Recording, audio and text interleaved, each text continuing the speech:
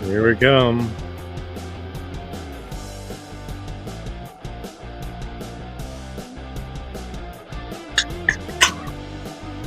All right. Hello, world. It's me, the flamboyant one, Jason Crow, back with another episode of Heat Magnets, episode number 4.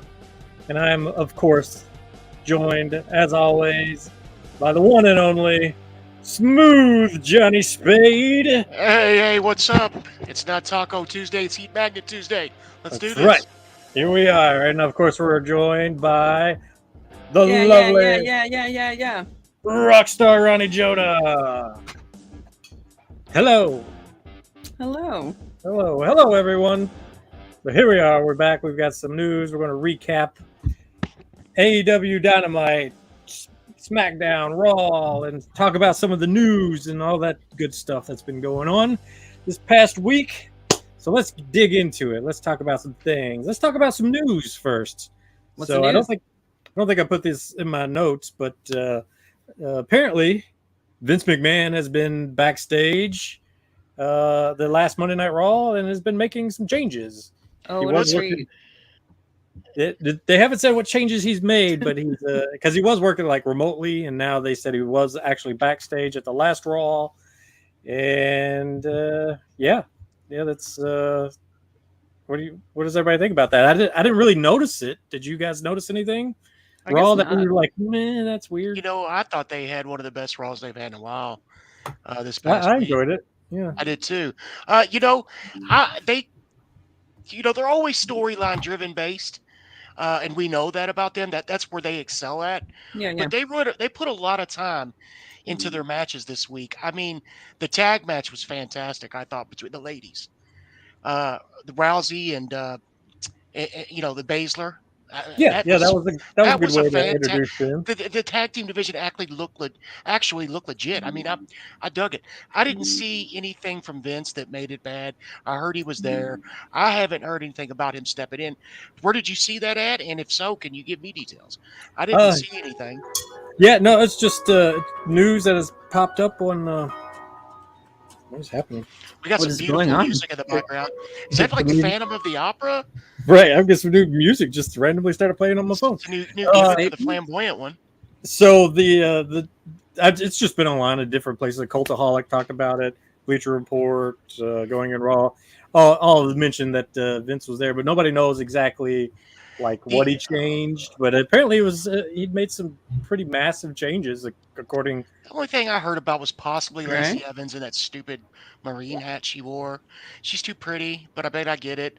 Slaughter didn't want to be a part of the gimmick. They asked him. He said, no, thank you. Yeah, because apparently Slaughter's daughter is upset about it too, and it's like Lacey, and it's like they didn't ask permission or get the go ahead. Not that they need permission, but they don't need permission. I mean, she's a legit Marine for real, right? Yeah. So let's give her props for that. But I don't think she needs to be doing the camel clutch. And I enjoyed her first gimmick. I thought it was great. Yeah, man. Kind of classy lady, old school type gimmick. I thought it was great for her. She I like everything she does. Her first gimmick was. I think she's kind of. I don't know, man. She hasn't shined like she used to. Definitely. And I think she needs to get back on her own somehow. Yeah, I hope we see more of this. I mean, this is the best thing she's had in a while. At least she's on TV and getting. Yeah, at least we're looking at her. An opportunity, right. But I agree. I was kind of a fan of the first stuff that she did. Some of the other news was apparently there's going to be a stipulation in the Cody and Brock match, next rubber match. That Brock's arm hasn't been seen in a while, but nobody knows what it is. So apparently WWE is just putting out things to try to get people to guess. Sure.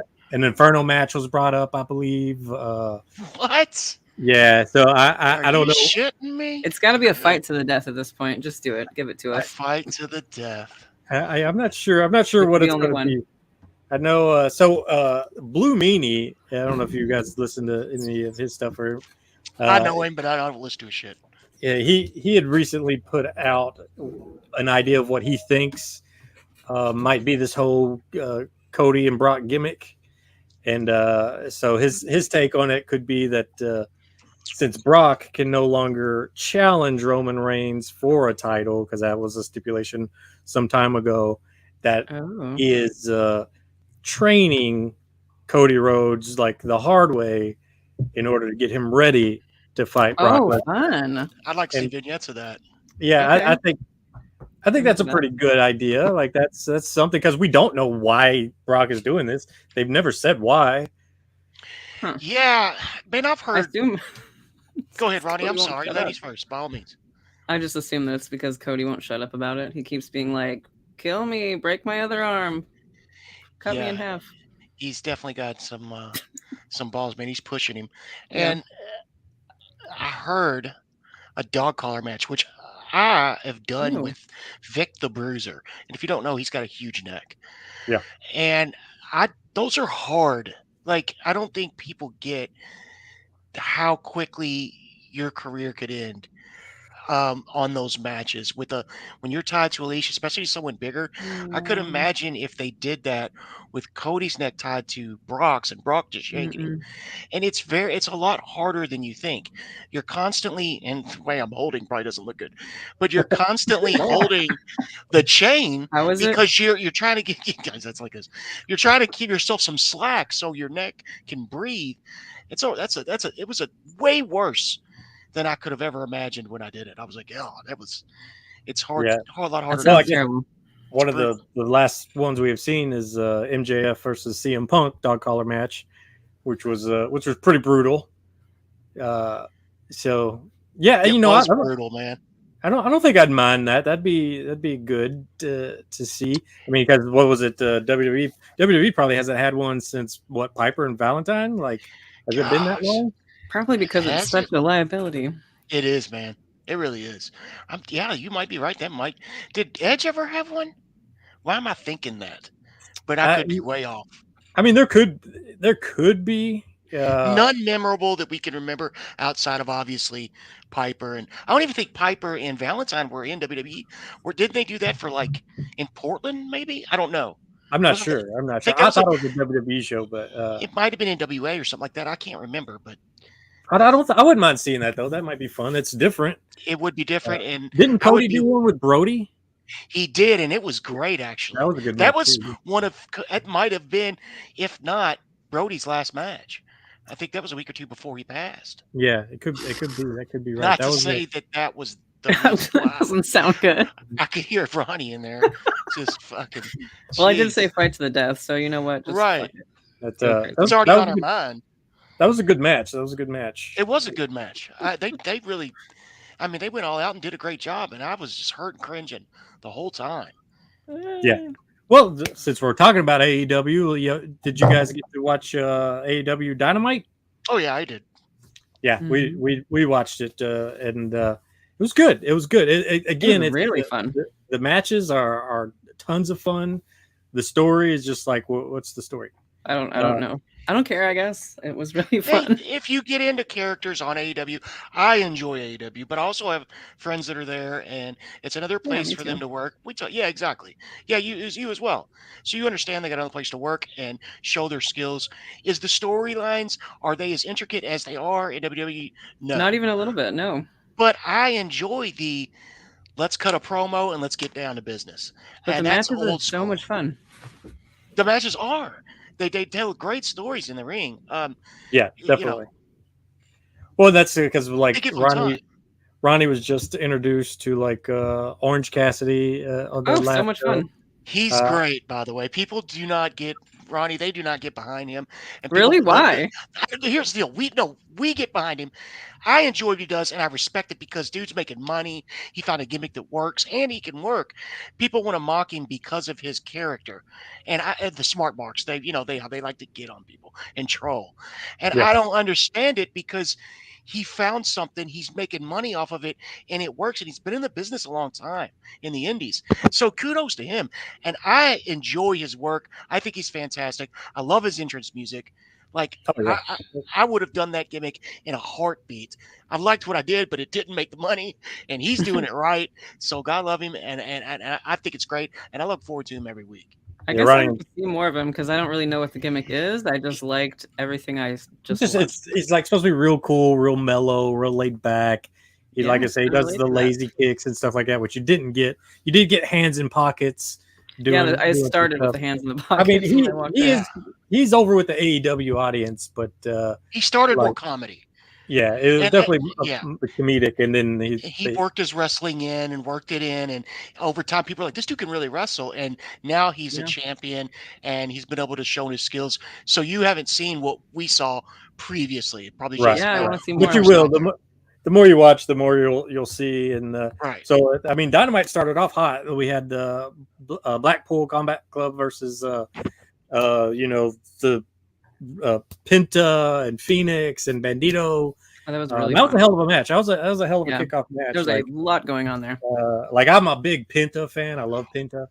All three are great, man. Penta's great. I never brother.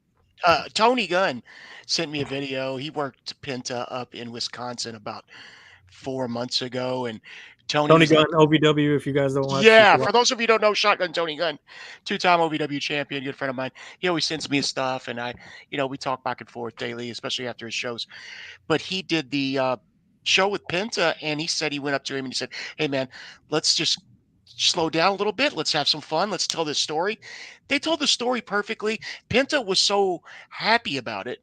He was like, every time I get in the ring with somebody on the indies, they see me on TV and they always want to do all the shit. And he goes, "I love what you're doing." They slowed it down. They got a reaction. He still did his moves, but he did it where it counted. And they had a great match. Yeah. Yeah. The Penta's great. That match just now, like that was a good kickoff match. That was lots of fun. Yeah. Eric just called me Jason Morrison. So I'm going to be that guy.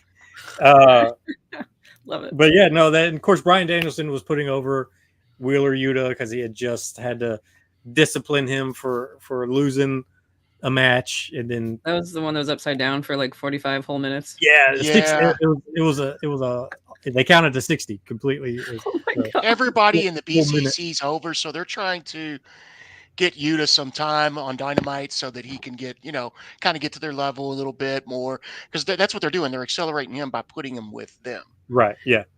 Yeah. It was a good match. Like Yuta did great. All of them did great. Yuta's good anyways. He's not great on the mic, but wrestling wise, like he's great at wrestling. So I really enjoyed that match. It was pretty much what you thought it would be, fast and very fast and rough, and a lot going on at once.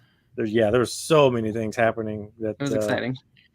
I enjoyed it. That was lots of fun.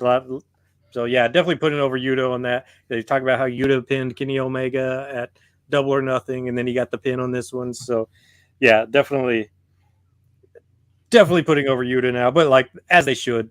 Like you said, that everybody else is over, so they kind of need to establish him a little bit more. 100. Hey, are you guys, by the way, not to cut anybody off, are you all seeing me okay? Yeah. Everybody good? Yeah. Okay, cool. Want to make sure. I got a new camera, for those of y'all don't know, and my eyes ain't so good. I got to use theirs. Blind Josh. Blind Spade. Yep. Yeah, no, you're looking smooth. Looking smooth. Fantastic. I know you all are always hot as always. Well, next up one was Jay White and Juice Robinson, and kind of. I like Juice, man. I like Juice. Yeah, that was a fun little moment, talking trash to FTR, and I really enjoy. So I like the small moments. I like when so you saw Juice like put his hand in his pocket, and then when they started fighting, Juice pulls his hand out of the pocket and punches Dax, I believe, and that was a good clock. Yeah, when quarters go flying, so he loaded his hand up. It was good, man. Was the story that was telling. I love little stuff like that. That's. It's good. Like we talked about it before. Juice wasn't getting over just yet. He used a J. He's getting more TV time. Yeah. And he's shining, man. I'm digging Juice. I know Jay's the big deal. Yeah. Ronnie likes him. I mean, let's do this. I like the look on his face when he was like, when he ran away like a bitch, and then they called him a bitch, and he was like, oh yeah. Yeah, he's got that over the top personality with that squeaky voice, but it's working for him. Yeah, he looks like he's perpetually turning into a werewolf. I don't know what's going on. I think I am too. My daughter, she won't let me shave my beard. Fuck. Yeah. Does she like come at you if you try? No, I mean, I could do it. Obviously, she's 9. I could take her. Right. You know some things.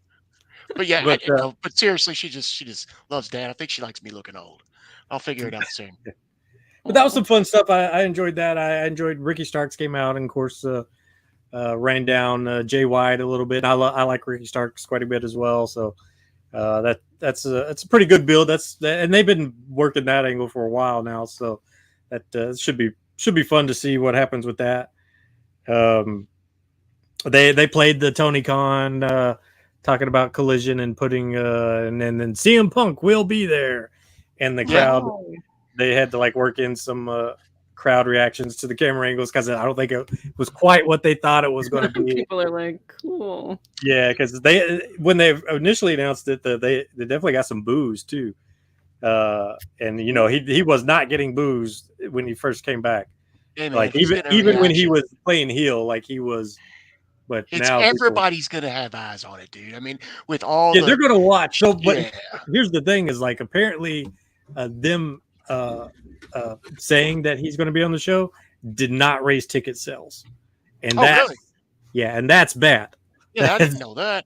Well, I think to be fair, I think the fact that they knew he was going to be a part of it because it's been talked about has already got some of those ticket sales.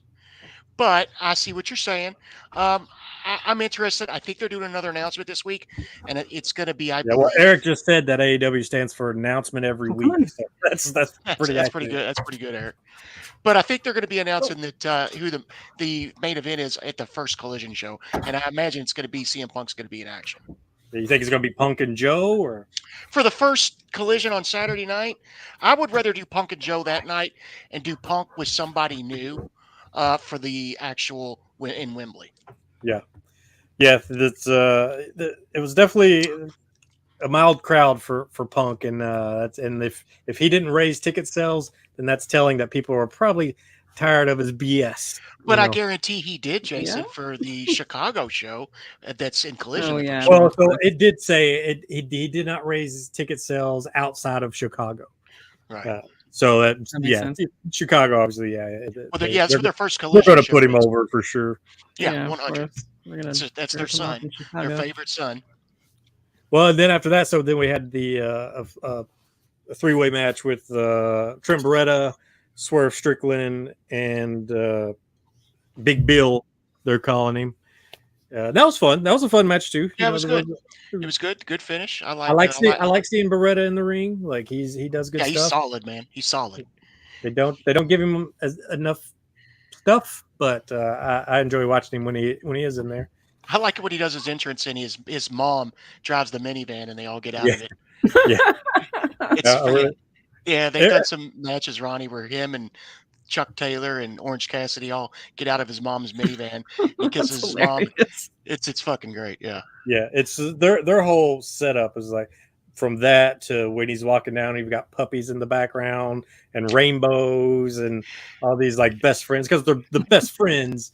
And you know, one of their big moments always is to get their stuff in is a group hug in the ring, and you gotta give them what they want. That's what it is. That's fun. Like I really like it. I like all of them.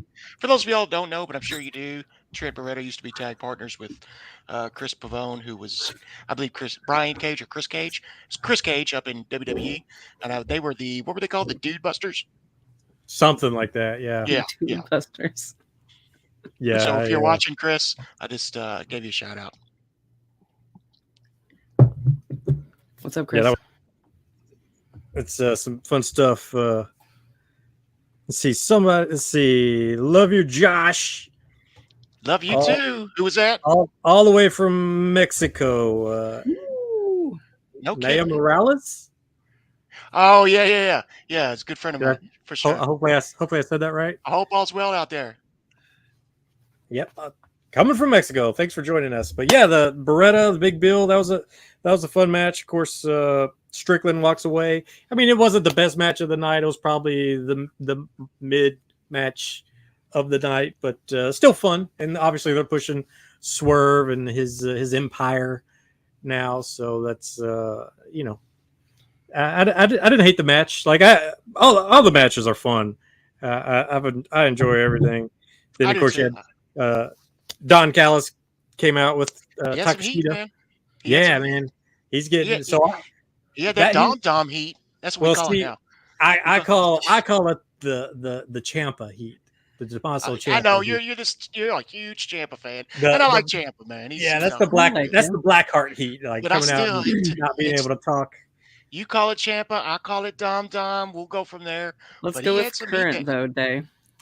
But yeah, Don Callis. Ciampa might be back soon, but Don Callis, I mean, he had some heat, man. He had it. Like they would not, even to the point that he was like, "What do we do here?" Like you could hear him on the mic saying it, and I think he really meant it. I don't think that was like, Don knows. Like Don's been around, he knows what to do, but I think that still kind of caught him off guard. It's good because that means the storyline means shit now.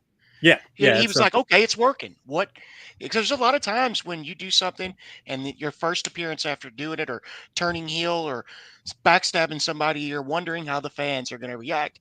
Yeah. And if you get that kind of reaction, that's a great thing. That means they're invested. He definitely got it. And that's obviously going to put over Takeshita as well, who is great in ring. And now they're just trying to pitch him as better than everybody, better than Okada, better than, everyone. So that's going to be fun. And he's really, really good. He could be like the next Kenny Omega. He's Orton size. He's 6'4", 240. Yeah, he's a specimen. Yeah, and he can move, and he can fly. Yep. Like he can do some stuff. So I'm everybody's looking forward to seeing that. That was a good sign, right? Takeshita versus Omega eventually. Like hopefully they give a good build to it. Like we don't need to jump into it. Yeah, let's slow that down. Right. Yeah. Let's get more of the new Don Callis family in there. See what happens. But that was fun. That's I would say that I think Bleacher Report even gave it an A+, which I agree with. So they do that? Yeah, they grade them. The fuck who's the head of that shit? Yeah, but I agree. I thought it was a very A+ moment. And a lot of AEW moments are largely because of the crowd and the crowd reactions. That's kind of what I love about AEW is how involved and invested the crowd is to every match, and to everybody. They respect everybody. They put everybody over, by be it, boo or cheer or chant or whatever. Like that's always, that to me makes it so much more fun to watch. Absolutely. If you watch it more, Ronnie, and Jason can attest, the crowd is part of the show with AEW when they're into it. They were pretty hot today. Yeah, they're a little lackluster. From what I've seen, like they can get pretty rowdy, almost sometimes that Puerto Rican show style. I mean, they get. Oh, okay. I don't want to blow it up that much, but it's an ECW style. It's definitely pretty rowdy. Good. I can't wait to watch more. It was really fun. I would definitely say it's very ECW-esque in the way the crowd is, and which I love. Like I do too. That's always made it fun to watch for me. So the next match was Orange Cassidy and Darby Allin, who Ronnie was also introduced to. Darby in the coffin, hands on pockets, coffin drop, and they went against the Gates of Agony, who are part of Swerve's group there. Then they're the ROH tag team champions. Yeah, and that was a fun match. Everybody did what they were supposed to do. Look strong, get beat up good, and do a lot of put two of their top guys over. It was the thing. Yeah, it was that, and then of course Strickland and Cage came out. So I don't know if since Gates of Agony lost, if they're going to maybe try to push like some sort of breakup. But I don't know why they do that because they just got like together. So it'd be silly to. Well, now that they added Swerve, I think there might be something to that because Swerve started getting his own group. Both those guys have gone, so now they put him with someone else, and Swerve is a natural leader. Like he's legit, man. I like that dude. Yeah, he's got a lot of charisma, and he does. And Cage is better as an enforcer. He's not better as a leader. Definitely. He's What was it, Prince Nana or something like that? Yeah. He's the old manager from ROH. Yeah, so he's kind of involved in all that too, and they're not much there, but that was a fun match again. It was fun, yeah. As they all were. So, and then after that, we got the Hook moment where I don't even know who those guys were that came out to. Fuck, I don't know. To but they said we don't get TV time, so we're taking it. So that's a good moment. Good moment for them. Who were they? What happened there? I can't remember. Jungle Boy came out and saved Hook. I remember that. Who was in there with them? Who was? I don't know their name. I can't Why remember. Did I forget the kid that wears the hood with the hoodie? It's apparently they were interrupted by Jose, Preston Vance, and Drilistico. He was holding a belt, the one that was in the ring first. Yeah, so Hook was holding the belt. First of all, Hook started hot, and I knew he's 190 pounds. You know what I'm saying? They started him so hot, they needed to work him in a little better with some storylines instead of doing the undefeated thing. Now it's starting. He's been undefeated in singles competition. That's Taz's son. Yeah. Why does he wear a hoodie? His gimmick. Oh, I don't know. Yeah, he's got this. Remember how Taz used to wear the towel over his head all the time? Mm-hmm. I think the hoodie's a little bit that style, but so we know he's a bad motherfucker. I mean, he's an athlete. He played lacrosse in Division I college. I mean, the dude's and he's got that New York "don't fuck with me" attitude. But now he's in the ring with some guys that are legit badasses. That are gonna fuck with you, yeah. Right. So it's been working up to this point, but I'm ready for him to start doing some storylines and some things to show his character. Looks like we got Believes Crypto in here. He's he said that was Los Ingobernables, which I remember that is their name now. Believes says the Young Bucks are the best storytellers in history. Rad. Believes is a crazy person. I was gonna say, I don't know about that. I mean, they're good. Yeah, no, they're good. I do enjoy them, but could have been storytellers. Yeah. I mean, great athletes. They can work. But... Yeah, so Believes has his own. So I follow Believes on YouTube. He's a crypto guy. He does a lot of crypto stuff. Yeah, thanks for watching, though. So keep the comments and questions coming. Thanks for the crypto advice. He's a big wrestling fan as well. So we should have him on the show one day as a special guest to talk about. Yeah, hopefully in the future. I've got plenty of friends, I'm sure, Ronnie, that I've already talked to that are ready whenever we set some dates. We'll do some stuff. But so after that, we had the Chris Statlander versus the Nyla Rose match, which I think we all knew how that was going to go. I did not, but it was fun. Nyla Rose was hot for a while in the beginning, but now she's doing what she should do, and she makes money. Good money. Yeah. So the thing about Nyla Rose is she was hot at the beginning, but she wasn't. No offense, she wasn't very good in the ring. No one knew her either, and you came in and they gave her the belt early. This was 4 years ago, and now she comes in, she does her job, she doesn't throw a fit, she's not complaining on the internet or tweeting, and she's making six figures on a legit multi-contract, and she's doing what she needs to do. She's a good person to have on the roster. Yeah, so that match was fine, but Statlander obviously was going to win because she just got the belt. So. Yeah, should she have though? I think she's great, by the way. I thought she was good. Yeah, I guess Jade just wanted to take off, so they were just like, "All right, come in, take the belt. Let's go." Let's give it to Chris. I mean, she deserves it in this instance, but it's but that I hope she doesn't drop the ball. Yeah, it's the crowd loves her, so we'll see how that goes. And then, of course, your main event was Adam Cole and Britt Baker versus Chris Jericho and Saraya. That was a fun match. It's the main event. Yeah, it was all right. I don't know if I remember a whole lot about it. There's some fun moments. She stuck her hand in his mouth, and that was exciting. Yeah, she did. She did her finisher on Jericho, and that's always fun to see. They're still building that feud and still keeping Paige, as everybody knows her mostly from WWE. Yeah, Saraya. Well, both. You keeping her safe. Yeah, you had Britt Baker protecting Paige. This is the whole thing was about that. Jericho's still protecting Adam Cole, who came back from his major injury. It's great to have people in there that can do that and feel comfortable. And Jericho got to give props to Britt Baker and Jericho, man, for what they're doing to bring them back in slowly and protect them.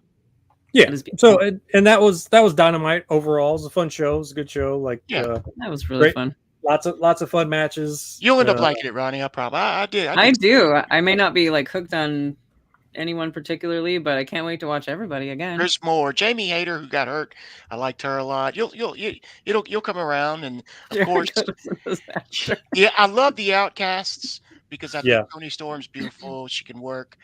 Britt Baker, they're all beautiful. Not Britt Baker. Paige, of course, or Soraya. Yeah. And then Dory, who was very close to me. She was a good friend, and I'm glad she's doing well. Yeah. Dory, I mean, of course, Ruby. Ruby, for those of you who don't know. Yeah. Bleav says Jericho is a disaster. So how do you mean, Bleav? Like, we'll need you to explain. Yeah, let us know. Because, I mean, he's a 51-year-old main eventer, still working, healthy. I mean, I dig what he's doing. I've always been a Jericho fan. I love what he's doing. He is looking a little rough these days, but I mean, dude, he's 51 and wrestled 50 in the ring, 30 years, 32 years. He's always entertaining, that's for sure, and he can always reinvent himself. So that's key. That's key in wrestling for sure. So longevity. Fat, old, out of shape, and slow. Oh, what he did before is not what he does. I don't know if I can agree with that. I don't agree with that. 51 years old. If you could look and move like that, kudos, man.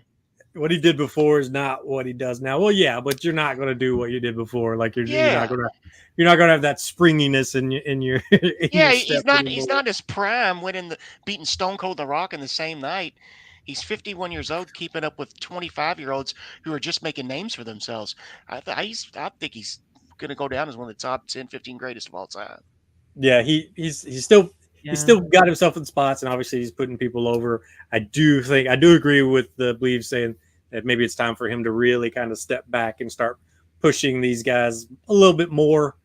That's what he's doing. He just put over calls clean. Yeah, he's definitely putting people over, but put over Action Andretti on Dynamite on his first match. No one even knew who that kid was. Yeah, there's he's. I mean, everybody's got their opinions. I get it. That's what we have this show for. But definitely kind of fantastic. He's always fun to watch. I kind of want to go on one of his cruises. I would too. Count me in. We should go. We should do that as a heat count magnet. Me in. Just make sure I don't fall off the rail. If my eyesight, we won't let you fall off the rail. All right, we're golden. Let's head out there sometime. We say we won't, but we're going to get drunk. I don't know what's going to happen after that. So I'm game. I'm in, man. Babysit you a little bit. I know. I can always count on Ronnie. Jason, I might have to stay away from at least 3 feet. I'm not good with drunk people, man. I'm not. It's all good. I feel more comfortable hanging around Ronnie anyway. With my wife on the line when we're all drunk. Let's all go. Ronnie. Let's set it up. The Jericho Cruise. We're going. All right, let's go. When and where? And is his band playing? I think it's usually like October. His band always plays. He does it once a year or so. Yeah. Wild. Yeah. Okay. Well, I guess I'll Google that right now. I say we'll do that. So let's move on to let's move on to Smackdown. And so the Smackdown was the 1,000-day celebration of your tribal chief Roman Reigns. Yeah. Rock and Wrestling Cruise. Sorry. And it was a pretty Rock and Wrestling cruise. January 26th through 23rd. Oh, it's in January now. Okay. So SmackDown started off with a 6-man tag team with Austin Theory and Pretty Deadly versus the Brawling Brutes, and that was fun. Sheamus is over, man. He's over as well, dude. He was already over, but ever since that match with the one he had one-on-one with Gunther, he used to be Walter for those of you who don't know. But ever since that match, and then he did the match with him at Mania and Drew McIntyre, he's been on another level. He's got a resurgence in his career and character. Yeah, and I don't know what did it. I guess it is because it's just bringing the Brutes in and McIntyre, like you said. I think maybe that must be it. Just him, just really just beating up people. And it looks like him just being himself is what has put him over. Yeah, and he's taking a beating and giving it. Yeah, and it's been fun. Like I don't know why, but I was kind of shocked during that match that the whole audience was like chanting Sheamus. They wanted him in the ring, and that was confusing for me a little bit because I know he's over, but I didn't expect him to be that over. Right. God love Pete Dunne, I guess, when you're Pete Dunne, which is Butch, to be in the ring and hear people chant for Sheamus. It's I guess he's got to be happy for him, but at the same time, you're like, oh shit, he's over. Let me get him in the ring and stop what I'm doing. Yeah, and I love Pete Dunne. I love. He's a good worker, man. He's solid. That's the one. Ronnie's just kind of introduced to him, and she said he looked crazy. Is her first word. Yeah. So it's working what he's doing. Mm-hmm. So let's get into this. So and Bleav said he doesn't know about SmackDown. He said once they screwed up Cody, he stopped watching. So what makes so I don't think they screwed up Cody. I personally think they've gone the right path. Now he could have won at WrestleMania and that would have been fine, and I think we all would have accepted that and it would have been good. But I think this gives him more longevity. I believe. I do as well. He would have gone stale. He would have got the title. Everybody would be happy for a moment, and it would have turned into we hate Cody. They're shoving him down our throats. He's still chasing, and I think they did the right thing. Yeah, I agree. I think at first when it happened, I wasn't surprised, but I was like, "What did they do? Did they just bury Cody?" Because at first it kind of felt like that, but then I mean they immediately put him in with Brock. And if Blue Meanie is right, and he thinks that this is Brock training Cody to beat Roman since he can't challenge him anymore, then that's a fun story. That would be something, man. Who knows how that is going to play out, but I mean that would be very interesting twist and cool as hell if that is legit. Yeah, I'd be into that for sure. I would as well. DJ Eric says he can't wait for Pete Dunne to break away from the Brawling Brutes. I kind of like where he's at right now, man. I mean, because I don't want him to get stuck with cruiserweights. He's working the big guys, and I can attest to that because I was in a group, as you know, Eric, with the Bashams and Victoria and some big guys, other guys that were bigger. But me being the smaller one, I took the bumps, but it got me working main events with the top stars, even from WWE. And I think that's where he needs to be. I don't want him to get lost in the fray. Yeah. I'm not too upset. What is happening there? What was that? You got a lot going on today, Air Flame. There's a lot of noise. Right. Is that the Rockstar? I think that was never heard of it.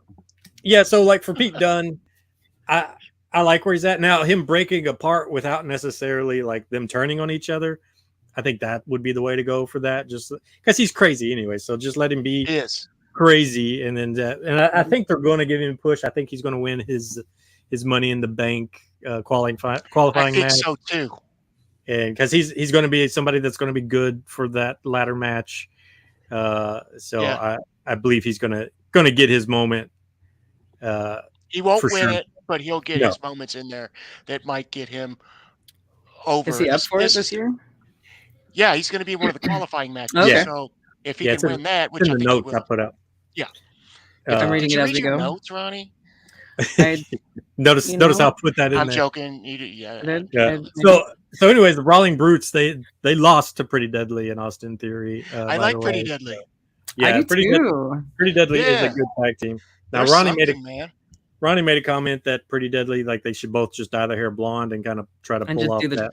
You think twin switcheroo gimmick? Yeah, so they can do like switcheroo twin cheating stuff. I see what you're saying, but that's been done so much. I like what they're doing because they're using their minds to do all the tactics now, like covering his face. Remember the body under the apron? Yeah, right. Like that was different. Fun. Did you see the week before when they did the gimmick where he was tied up but got himself loose, cheated, and then re-tied himself up before the ref came back, so he never knew it was that was. I mean, that's some smart shit. That's the kind of stuff I'm here for tag teams. I mean, they're legit. Yeah, they're a great tag team. I do believe though they like when Roddy was saying like both of them blonde would definitely be very very cool. very heel-like. But no, everybody loves the twin thing. I mean, it always gets heat. It always gets over because it's just it does. And I know they would look identical. But also, they might not. They're on the same show as the Usos. They may not want to, Yeah, no, they're not going to do that. But that was just her suggestion. And I get what you're saying. I get what you're saying. But so then I guess after that we had the OC versus Hit Row, and it's just kind of like, who cares? Yeah, it's Hit Row stinks. I'm sorry, I don't know you guys. This is media. They could have been good. So they were doing all right in NXT, and then I think they got called up too early. I don't think they were ready. They got called up without their leader. Well, they did get called up with Swerve, yeah. And then they got let go, and then he went. Are you talking about the tag team? Yeah. And the girl, they were with Swerve was their leader, and the AJ. What did you like about them? I mean, other than they had to work with, They were more over when they were in NXT, but it's a smaller, kind of a smart mark type crowd. But when you get to the mainstream, they're just flopping. They're dropping the ball. Do you know who we're talking about, Ronnie? It's possible. I have no idea. That was the AJ Styles, Luke Gallows. Not them. That's not Carl them. Anderson. They're over. That's the OC. I think I went and bought a T-shirt for that match. Okay. No, we're talking about some youngsters, the big fella. Really noticed hip-hop artists, they rap when they go to the I watched that. I was just like, they're just not. You could have. It was just a filler match, like it's all that was. They're just dropping the ball, and I wish they did get over. It's really a waste of AJ's time. They need to go ahead and drop them, repackage them. Like the big dude needs to go on his own. They need to try to repackage him, like they did Kane 3 or 4 times before he got over. Yeah, that's 3 or 4 times. That's so true. That's a true thing, Ronnie. I think they could have. He had about 3 gimmicks before he finally found Kane.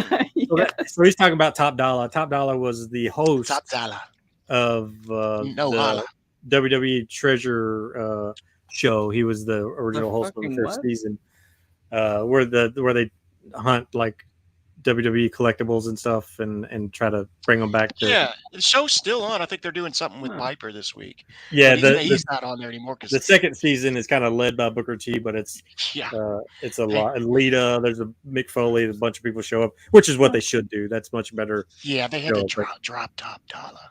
So that was who Top Dollar was at the time. I think I blocked that match out.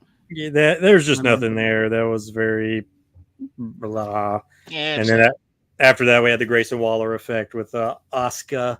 Oh yeah, which if we could see it there, Ronnie's shirt. Oh, yeah, you can see it. Please witness me.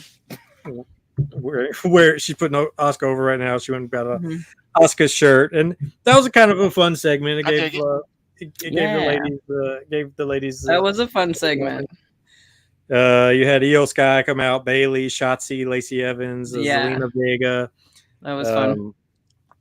And then, eventually Asuka sneaked out. I like Bailey, man. I know she's going to win and be in the Money in the Bank, and I'd like to see her. I'd like to see her win it, but I mean, she has before. I don't know. Yeah, I'm curious which way they're going to go with this. So after that, Asuka gets out of the ring and says nobody's ready for Asuka, and then It's true. Nobody's ready. Blindsided by Bianca Belair, and they're continuing that feud for a little bit, and then right after that, that was the Lacey Evans, Zelina Vega, which we knew how that was going to go match. Which Zelina's over right now. Yeah. Lacey was obviously in charge of the match. She was doing most of the offense, and then Zelina caught her and pinned her. Pretty much out of nowhere, and that's kind of how they're pushing Zelina. Is like she's not the biggest, she's not the strongest, but if she gets quick a moment, she can beat you. Right. I like her. I like them both. Yeah. Well, I liked her before she left and came back too. So the match was fine. It was a very average match, but they're definitely Zelina took away the win there, and they're obviously putting her over. So we'll see. Is she the odds-on favorite? I don't know. Some people seem to think so. I don't think she is, but because you got people like Becky Lynch in there, which we'll talk about Money in the Bank a little bit later. But sure. The next qualifying match was Montez Ford and LA Knight. Over. He's up. And you asked me, we talked about this last week, Jason, and I said, and you said, I don't know, man. They're both over. It's over as Montez is. He's not on LA's level right now, and it showed. I don't think so. It just blatantly showed. Yeah. Montez was in another world. He was like, wait, what? They're not cheering for me? So here's what I saw in that match, and maybe they set this up on purpose because obviously LA Knight walked away with the win, but you saw Montez reacting to the crowds like, why aren't you cheering for me? Right. Why are you cheering for this guy? So now it gives, although Montez didn't win, now he has an opportunity for a storyline. He does, and I think they did it on purpose too, to find out. Let's see which one is more over and we can run with and see how this plays out. I think the Office did that as well, and they blatantly got their answer right there in their face. Yeah, and we all knew it. LA Knight is obviously he's our odds-on favorite to win. I don't know if he will, but he's who I'm rooting for. But I am excited for Montez because although he didn't win, so you don't have to win obviously to start a good story. So. Now he's got a story. He's like the fans are turning on him, so maybe this does hook him up with MVP and him and Dawkins go over and create a new Hurt Business or something. We'll see. Or I'd like to see Montez go on his own and Dawkins turn on him and go with MVP. Yeah, I mean that could be a thing too. Like there's definitely possibilities there. DJ Eric says, so how much do I have to pay to be on the Heat Magnets? How much you got? I don't know what you got. What you got in those pockets? Well, I'll tell you what. Why don't you pay for our cruise? I was just gonna say, I was looking at the cruise. We have to be on the waiting list, but it's like only like $1,000 a person. You come on the cruise with us and pay our way, and that's this show is not that over. So. I don't know how many of workers are going to be on there each time, but I mean, it's usually a fun group of people for sure. We know so many in the business. I hope I run into some people. After LA Knight is wins his match. Then we had the 1,000 days celebration.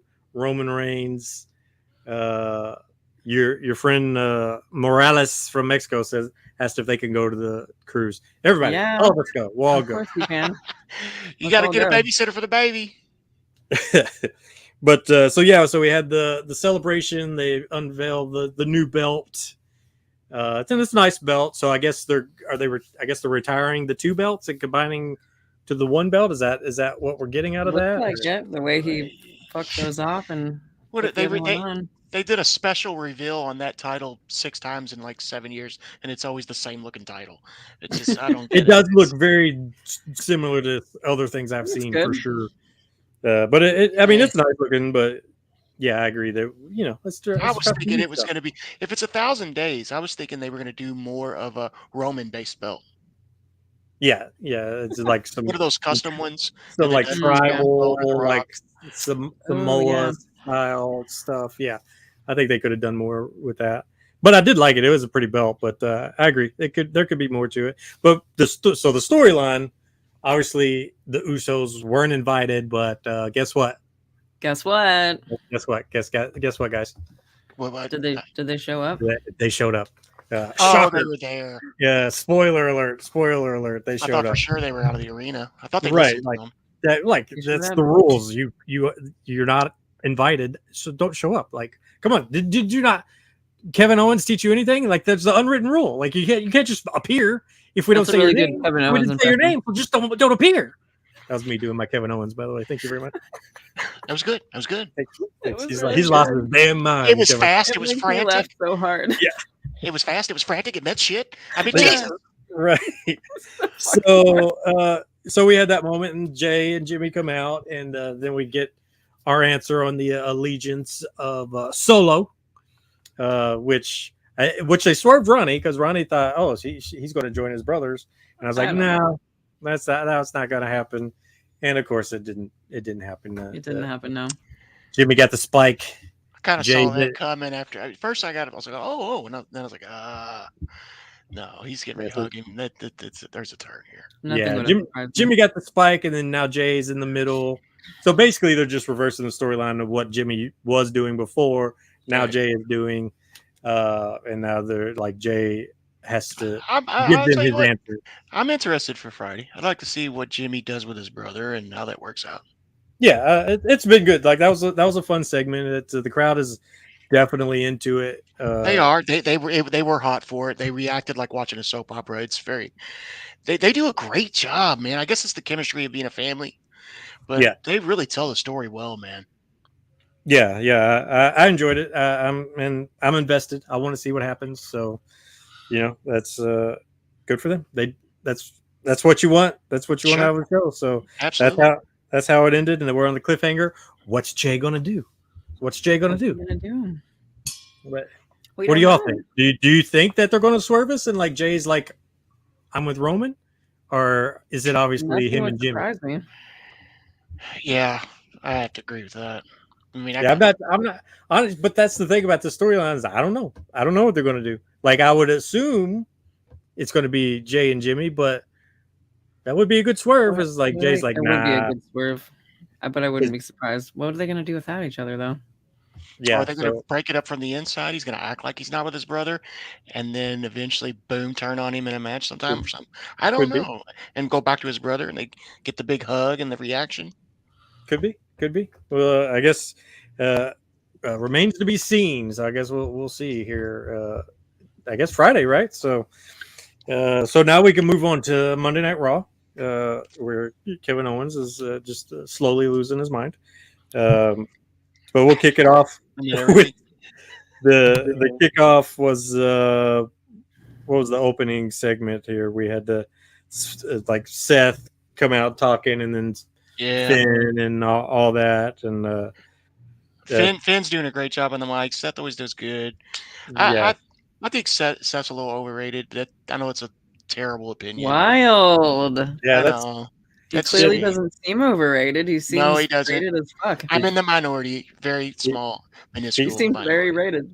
He is very. Yeah, he seems over. It's just me.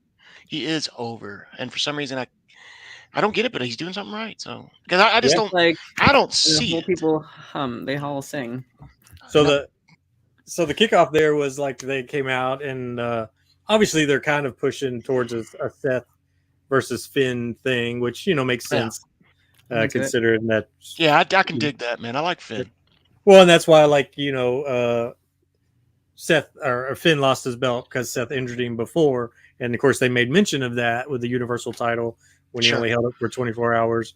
But this was all about Priest and putting Priest over, and Priest saying, "Hey, I love my friends. I don't need them. I accept your terms. They'll stay in the back." Yeah, he's trying to show he can do it. Yeah, and that's what he needs that moment, and he does. And he deserves it. I think that was a good call. So that's how it started off, and him accepting that challenge. And then we went into the qualifying match with Becky Lynch and Sonya Deville for the Money in the Bank, and it turned out pretty much like we said. Like Trish and Zoe come out, caused a little bit of trouble, but obviously Becky walks away with the win. I kind of thought maybe they would cost Becky, but it looks like they're gonna. Zoe and Becky are probably going to cancel each other out in the Money in the Bank. Yeah, is what that seems like. You still get them in the ladder match, so that makes more sense really to 100. Go ahead and have them in it for sure. Yeah. So, but Becky wins. She comes out on top, of course, and moves on. And then we get, which is the best match of the night, and that's Kevin Owens and Gunther. It might have been the best match in quite a while, honestly. It wasn't my favorite match, but it was the best match, I guess. Oh man, I'm on the fence with the women's tag match, dude. I don't know why I dug that so much, but they did everything they were supposed to do. Kevin and Gunther, they're tremendous. They're great workers. When I heard they were going to work, I perked up and I was like, okay, I want to watch this. Yeah. Let me pause it. Let me get something to drink and sit down and get ready for this one because I didn't expect that to be a mid match on a Raw. Yeah, that definitely came out of nowhere, and Kevin losing his mind. He's just like, that's it. We're having a match. We're just having a match, and he walks out, and just there's the match, and it was so good. It was. I like everybody involved in that match. Yeah, it could have been a pay-per-view main. Oh yeah, for sure. And they definitely are like that feud between Sammy and Kevin against the Imperium has been fun, and it's been a good really feud. fun. Yeah. And that match was definitely a good piece of it. And Kevin, every time Imperium shows up, and he's like, we didn't say your name. Like that's not. Here you are. Like that's been funny. But that was a good match. Like that was that's my favorite match of the night for me. But are they headed towards a 3-on-3 and then eventually a Riddle versus Gunther, which Gunther will go over, but I like that too. I like that too. It looks like they are headed that way. There's the train. But then I guess for Smooth Johnny Spade, the match of the night was Ronda Rousey and Shayna Baszler, your new tag team champion. Wait, what? Versus Caden Carter and Katana Chance. I also like that match, but it was their first match on Raw. Their nerves are shot. They're coming in trying to make a name for themselves. They're doing it against Baszler and Ronda. And Ronda's fantastic. People hate on her, but she's fucking great. At wrestling? Yes. Isn't that nuts? That she is great for as many matches as she's had. The star power, the beauty. I think she's gorgeous. I'm gonna go no. But I thought that he can't see, don't. I'm not talking about how she looks. I'm talking about she's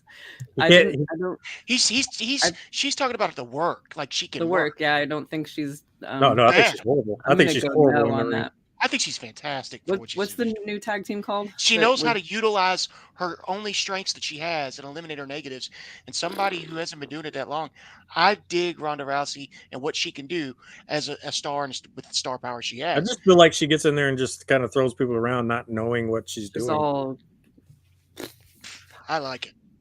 Yeah, I do like Shayna. Shayna is good. Shayna's solid. I like them better together than I've ever liked either of them separately, but I like the new two that were there, like the new ones. Like I thought they did really great.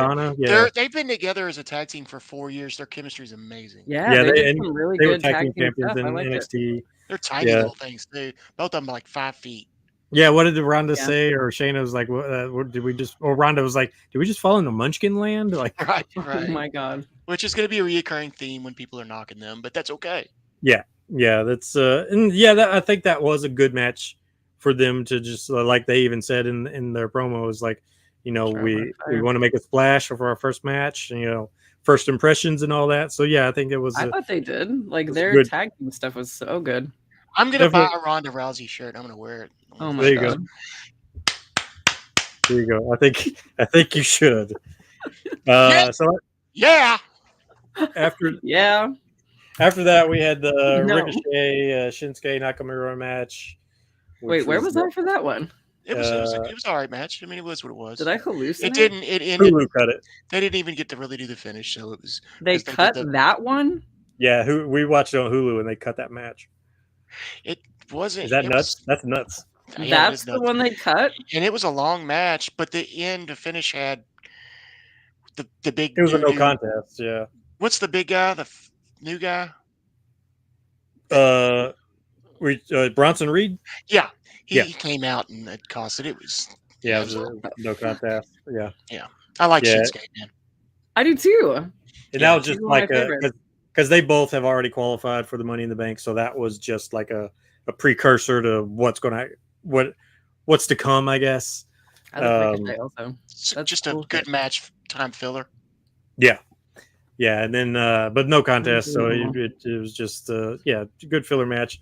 Then we had Ronnie's old flame, The Miz, on Miz TV. Oh yeah, I didn't know you dated The Miz. Yes, you did. Yes, you do. Press, here come the presses. Or maybe I just forgot. People know about me. Maybe I just forgot about her gimmick with Miz when she played his girlfriend. Oh, on TV. I thought maybe in real life. I wasn't sure. Well, for all intents and purposes, keep it kayfabe, they definitely dated. So. Oh, okay. Yeah. But so Miz TV, he had Cody as a guest, and then our favorites and everybody's favorites, Rhea and Dom come out, and Miz kind of swerved this. Miz is that was so funny.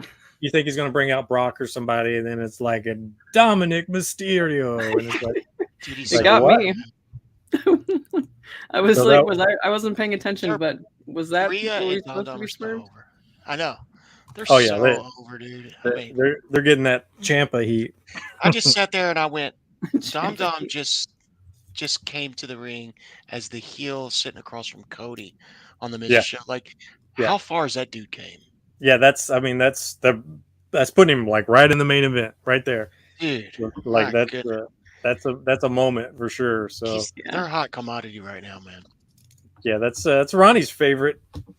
Obviously, I'm right that's there with you. everybody's favorite. Let's get real. I'm right there with you. It's the best of the best. Definitely has the heat. It was a good segment. It's just fun. It's entertaining. It was really fun. Yeah. I laughed so Yeah. hard so many times. Well, and watching it, so we were watching it, and it's very much Eddie Guerrero in China.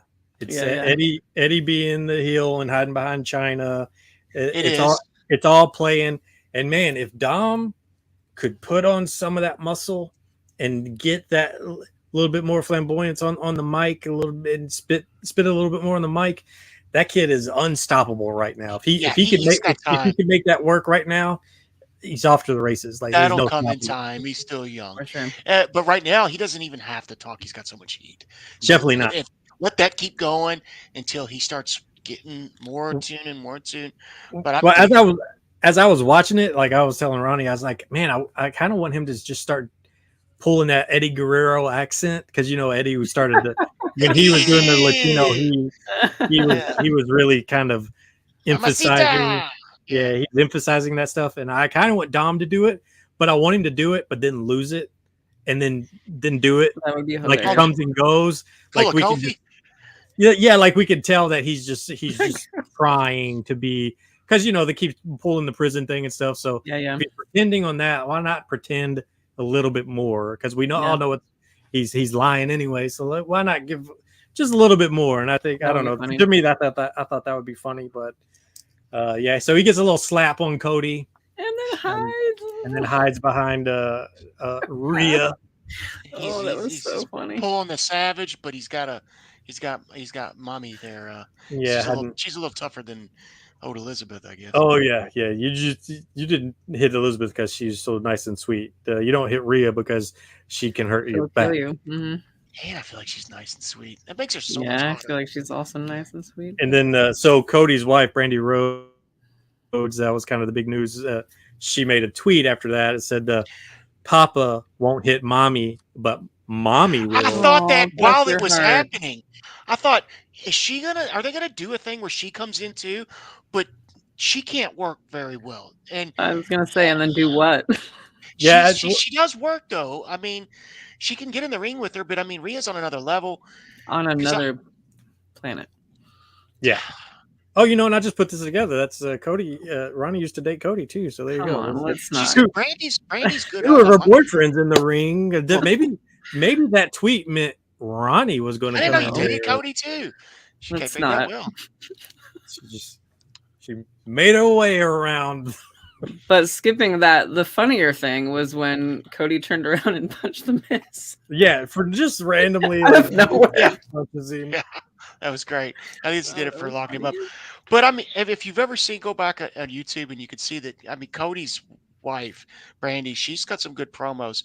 Remember that she said the one time she was taking her stuff, she goes, "Oh, you're a black belt? Well, I'm a black bitch. Let's go."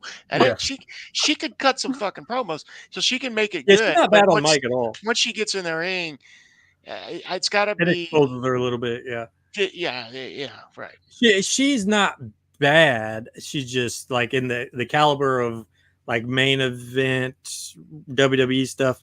I don't think she's quite there by any means. I would watch that match though, for real. I've never seen her, but I assume if she were on Rhea's level, I would know who she was. Just having Cody's wife in the ring, regardless if you didn't know who she was and you just meet her for the first time, taking up for her husband with Rhea and Dom Dom. Yeah, I would watch that because I'd be interested to see how it's going to go. Yeah. I might leave going, "Ooh, that was rough," or I might go, "That's pretty entertaining." But either way, I'm interested enough to want to watch it. Yeah, I think the crowd is too. I think the WWE universe would definitely be into that, and maybe that's what they're alluding to. Now they're saying that Brandy's not signed with WWE, so she's just trying to get a job, and that's smart. Maurice wasn't a few times either, though. Yeah, so that's. I think that could happen. That could happen. I think they're really trying to keep Brandy and Cody separate right now because Cody really needs he's on his own trajectory, and he doesn't need to get bogged down by intergender matches and things like that. But if you're bringing mommy involved, it almost seems like it has to be a one-off, like they used to do with Maurice and the Miz. She comes in every now and then for a couple one-offs. There's no denying that Rhea is the most popular person in professional wrestling right now. Yeah. She obviously got the new title of the most TikTok followers, 2 million. Mm-hmm. Ronnie said that the Miz had to give her the crown on TikTok. Yeah, the crown. Good for her, man. Well deserved. Well deserved. She's super over. So that was a fun segment. That was then we had the qualifying match of Zoe Stark versus Natalya, which also Hulu cut. Oh, we missed that too. I was gonna say. Yeah, there wasn't much to it. Like I saw it. Yeah. Yeah. Apparently, Natty was really getting most of the offense. Good. At least there's that.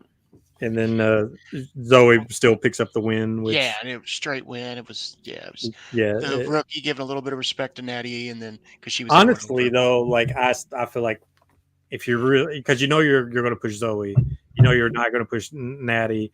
You might as well let Zoe just make a statement as well. But they didn't do that with that match. Yeah, I can't squash her back to back, man. No, it wouldn't have been good for Natalya, but like it's just disrespectful. Yeah, I mean she's been disrespectful. Yeah. You just know they're not going to do anything. But again, that just like Montez, can this set up a storyline for Natalya? She's like suddenly. I've been telling you. I told you that last week. Wins. Yeah, I think so, man. I think this is she's getting near the end of her career, and I think this is leading to something. We'll see. Yeah, disrespectful is watching wrestling on Hulu. Yeah, see, I kind of enjoy it because most of the time they cut the right stuff, but this time around, but the thing is now that it's WWE has changed too, so now most stuff that's airing is worth watching. When used to, it didn't necessarily be the case. So cutting the Shinsuke Ricochet match, that's nuts to me, but that's bullshit. Yeah. So Zoe walks away with the win there. And then we have, I think, didn't Indus Shear come out and like beat Cedric and Shelton Benjamin as well? Yeah. I kind of fast forwarded through that shit. That Hulu which I like Shelton. Shelton's a good friend of mine. He's always been cool with me, man. And I hate to see it, but they're a good tag team. At this time in his career, he's just trying to get his. Make a living for his family and finish his career out at WWE. So, well, when they were the Hurt Business, they were over. Like that's what I'm saying. Why not go? I was so mad when they got rid of that. I was too. It was no sense in it. And that was a Vince thing. Vince cut that. It was. And I don't want to say. Nah, I'm not going to say anything like that. But I want to see them get back together. Add maybe I don't want to say Montez, but maybe Dawkins. Add an Omos. Add Carmelo. Yeah, man. You could have a hell of a group there, man. That could be the group if it's done right. Like I think, especially Carmelo coming in and being like his. Yeah, there could be something there. But Cedric and Shelton are a good tag team. They both are great in the ring. For sure. Cedric is obviously younger than Shelton, and he can really go. He could really shine if they let him. And I think Shelton deserves some of those moments. He's been around. He's always been good. And I don't, and I'm not calling you out, buddy, because I think you're great. You're one of the best athletes I've ever been in the ring with. But at this point in his career, he's putting guys over and having a good time making some money. And good for him, Yeah, and nothing wrong with that. Make that money for sure. Not that he's here, but just in case he ever does, you never know. Obviously, they're putting over Indus Shear as monsters and then really trying to push back. Yeah, it's the shits tag team. So it's not really working right now. You know why it's not working? One of the reasons, whenever they pan the camera over to Jinder Mahal, he looks like he's miserable. Yeah, like I'm managing them. This is what I got to do to keep a job. And what I noticed from like Veer and they just seem like they stumble a lot. Like they're just not really sure-footed. There's something that just they're big and green. That'll come in time. Yeah. But so obviously they're putting them over, and that was that. And then we moved in to the main event with Seth Rollins and Damian Priest, and it was a good match. Yeah, it was good. This was the moment where I think Ronnie finally was like, you know what? Damian Priest could be a top guy, and I think he can be. No, the moment was when he handled Bad Bunny. Then I was like, okay. Yeah, but I think you still were like, does he need the rest of this group? And it seemed like he really kind of. Yeah, that's true. Yeah, what I said was that like my fandom in take two, my fanness of him is growing with him. Like, because after he's good, yeah. It was with Bad Bunny that I was like, okay, so they're trusting this guy to handle this guy. For sure. And he did really well. So that kind of made me realize that, okay, he is bigger than just what he's doing. Yeah, I dig him. I think he's got respect from the boys in the back too, man. He's solid. He's he came in as older. He's not somebody got a deal when he was 21. He's 41 years old. And I think he's solid. The next 4 or 5 years are going to be big for him. Yeah, I mean, he's a good-looking guy. He's a big guy. He's has ability in the ring. He's okay on the mic. He really needs to work on those mic skills and doing that in front of 1,000 people live is not easy by any means. Shit, I can do it. Yeah, I mean, we can all do it to an extent, but you know, kind of getting nervous and stumbling a little bit. That makes sense. It's new to him. He's got that hold back, nervous moniker to him. He definitely needs help on the mic, but Judgment Day's perfect for him right now. Yeah, I mean, what a group! They don't need to add or delete anyone for a while. No. And that was the unfortunate thing about this is like I think to me, Priest also proved himself. Like he can be a contender if they if they really work on him, he could be a top guy possibly. But I absolutely bought that. Yeah. Obviously, when Finn came out and interfered, at least he popped up, but he didn't really have an opportunity to interfere because Seth caught him real quick. But we had that moment with Damian's like, "What are you doing out here?" Like, and it was a legit, real moment of like, "Why are you not supposed to be here?" I said, "I don't need that help." So are they aiming for a Judgment Day breakup? No, not yet. No. I don't think there's a need for it. There's no need. Like not right now. It's just they're over. They all need each other right now. I think they're the hottest thing on Raw, and Bloodline just disbanded. Now it's their time to be the top faction. Absolutely. No. Not for. I'd say another year run. Then we start working those guys in the storylines, and then a couple of years from now, you have the reunion. Oh, I like where your head's at. Yeah. I actually don't think any of them need each other, but I do think they all really elevate each other. They do. I don't want to see them ever. That's what I mean by need each other. Is they elevate.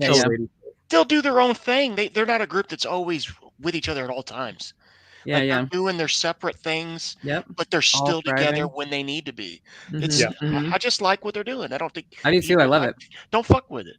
Yeah, I agree. I agree that it's and like you said, the Bloodline has disbanded. So really, they're that kind of the only over faction right now. Bloodline's not completely, but it's about done. And then if you can suddenly bring in a Hurt Business and build a Hurt Business and then kind of do that kind of feud, like there could be some good stuff there. A baby face faction against the Hurt Business if they were the new faction. I mean, how over would they be if they were starting to beat up some heels all of a sudden? Like the crowd they already cheers like hell for the Judgment Day. I mean, they'd be over as fuck. Yeah, I think so. But so that match, it obviously Seth picks up the win, but it was a good match. I think it really proved I agree. Damian Priest's ability and future, and I think it was a good match. All in all, pretty decent Raw.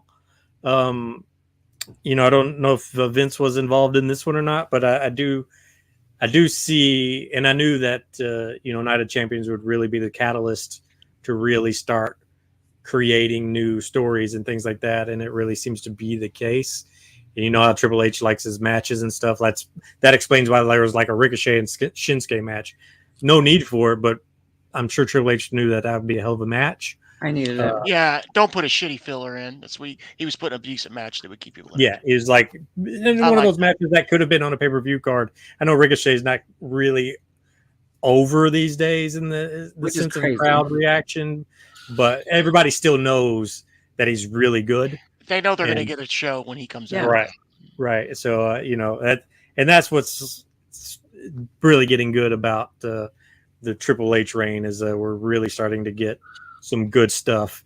Now I could have done without the OC versus Hit Row and stuff like that, but obviously you got to try to build new talent too. So. Yeah, that's going to happen no matter what. Why couldn't they have cut that one though? Yeah, so that was all your Monday Night Raw and SmackDown and AEW, and then so let's talk a little bit about Money in the Bank. So we know we have some of the contestants with LA and Montez and who else? Shinsuke and Ricochet. Yeah, Ricochet and Montez didn't make it. You got LA. So are we talking about who's in, or are you just talking about the match? Just who's in. I didn't mean Montez. Yeah, it's just who's in. So right now, I think you've got Shinsuke, you've got LA Knight. Yeah. You do it really well. So Shinsuke, LA Knight, familiarize me. Who else is in there?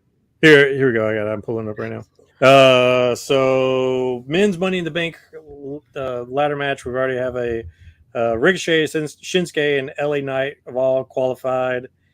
And then the future matches are Butch versus Baron Corbin and Santos Escobar versus Mustafa Ali. And then there's a rumor that Matt Riddle might be involved in one of the last qualifying match. Yeah, who'd you say who's fighting Mustafa? Santos Escobar, LWO. And then you Butch versus Baron Corbin. So I see Butch and probably Mustafa probably winning their matches. I see Butch and Escobar. You think Escobar? I do. And it would make sense. I just think Ali. Yeah, I mean, Ali's over. Everybody seems. I bet I'm in the minority. I'd see Escobar because they're trying to push that LWO. And they're trying to push someone other than Ray, and that's what Ray's there for, is to get him over. So I could see him going in there. And he's good. Like he's you wouldn't hurt my feelings any, but I just feel like the Mustafa has some story to tell right now, and that's kind of a toss up for me. Yeah, it really could go either way.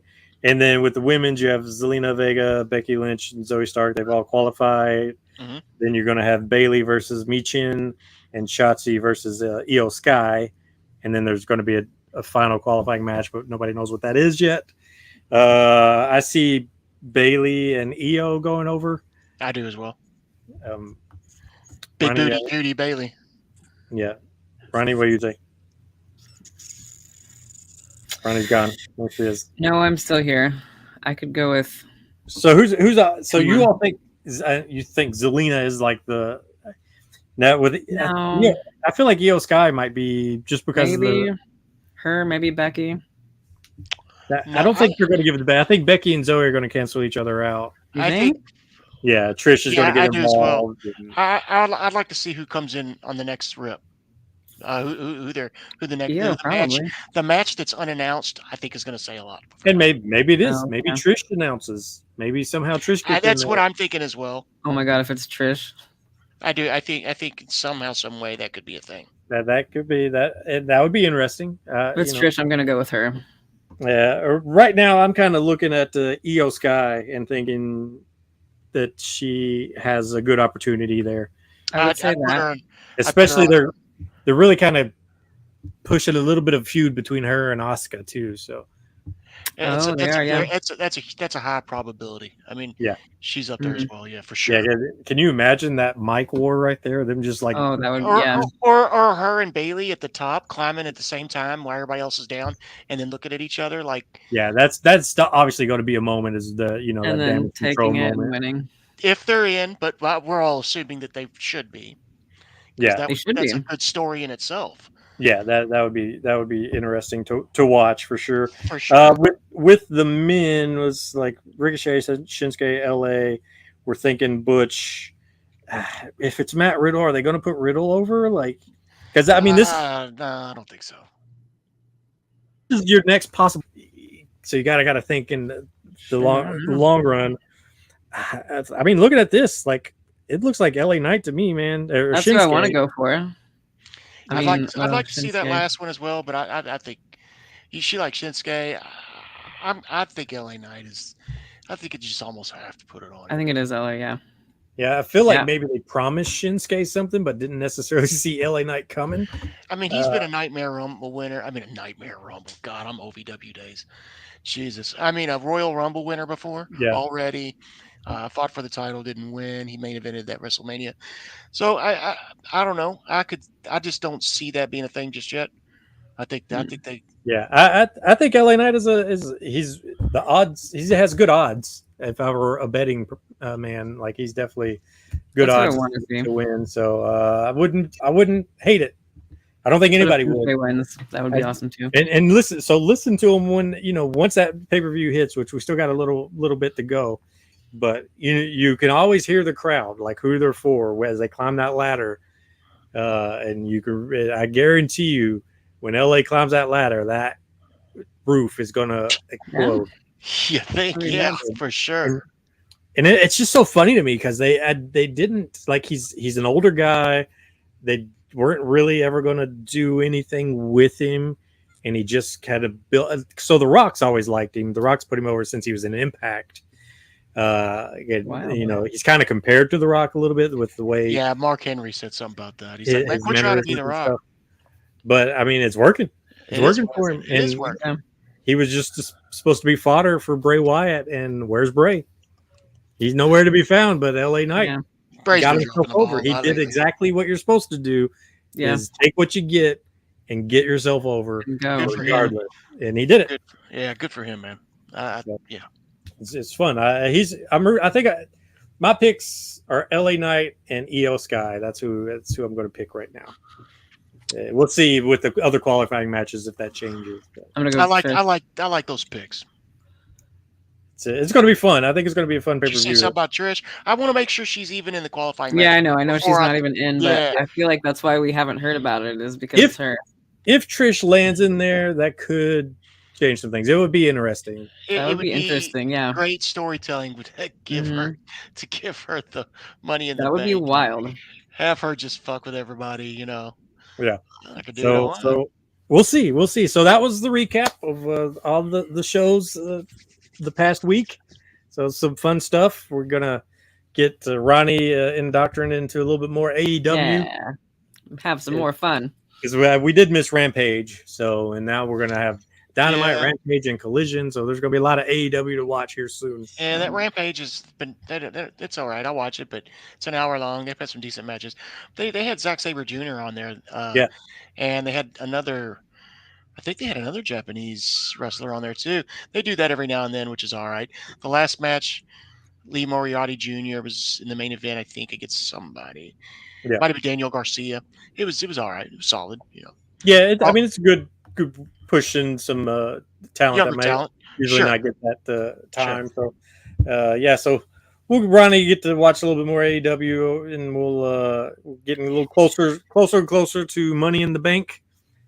And so we'll see what happens from there. But so that was your recap. Hope everybody enjoyed the show. Send in questions if you want us to talk about certain things or whatever. Just send it to us and then let us know. Anybody have any final words? Heat magnets out, man. It's been real. Ronnie Jonah. Rhea Ripley forever. Nice. All right. Well, there you go, everybody. Thanks for joining us, and we will catch you next week. So, as Smooth Johnny Spade said, Heat magnets out. Out.